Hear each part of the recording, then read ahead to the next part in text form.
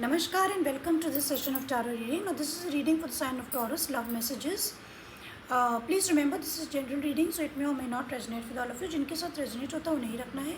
You can check your chart, see your sun, moon, rising and Venus, and then accordingly see the reading. And also remember that energies can always change. So this could be your energy or partner's energy. So now let's see. Now I've done it a little differently. So let's see what we have in store for Virgos. Sorry, for Taurus people. Let's see what's there. First card. Pleasure.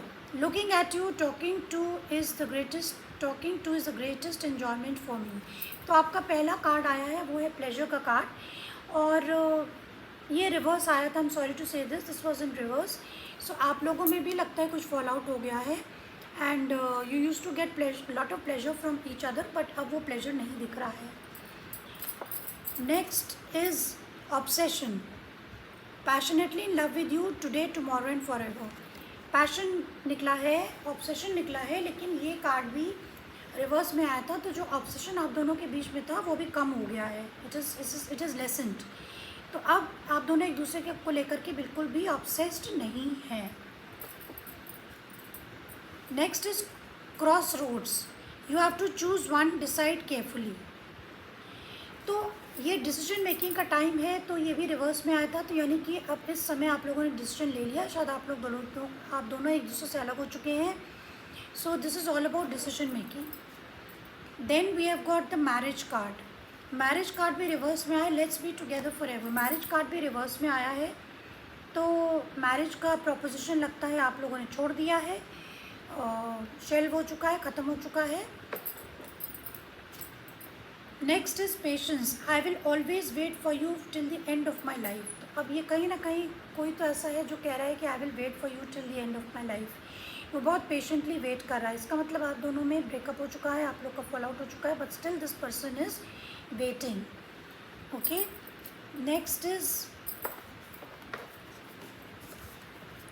let me see, 1 2 3 4 5. Next card is isolation. Leave me alone, I am not interested. तो कहीं ना कहीं ये reverse आया था. तो कोई तो ऐसा व्यक्ति है जो कि अलग रहना चाहता है, लेकिन अलग रहते हुए भी वो कभी कभी सोचता है कि वो अलग नहीं होना चाहता है. सो ये आप लोगों को देखना पड़ेगा अपनी सिचुएशन के हिसाब से कि क्या चल रहा है. And next we have revitalise. Your presence makes my day come closure.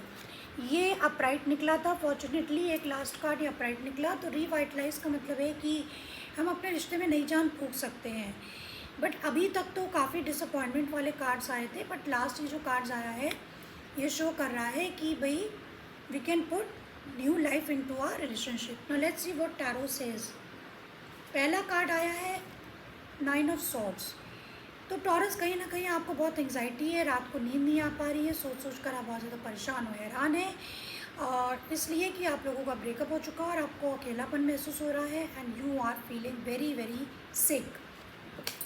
दूसरा कार्ड है पेज ऑफ वॉन्ड्स. मैसेज करना चाहते हैं, या तो आप मैसेज करना चाहते हैं टॉरस, या आपके पार्टनर आपको मैसेज करना चाहते हैं, और maybe someone wants to move in to a new direction. कोई रिस्क लेने की ज़रूरत है इसमें. यहाँ पे आप लोगों को कोई एक व्यक्ति रिस्क लेना चाहता है, फिर से पास आने की कोशिश है, बातचीत करने की है. They want to break the ice. कोई ना कोई तो पास आना चाहता है.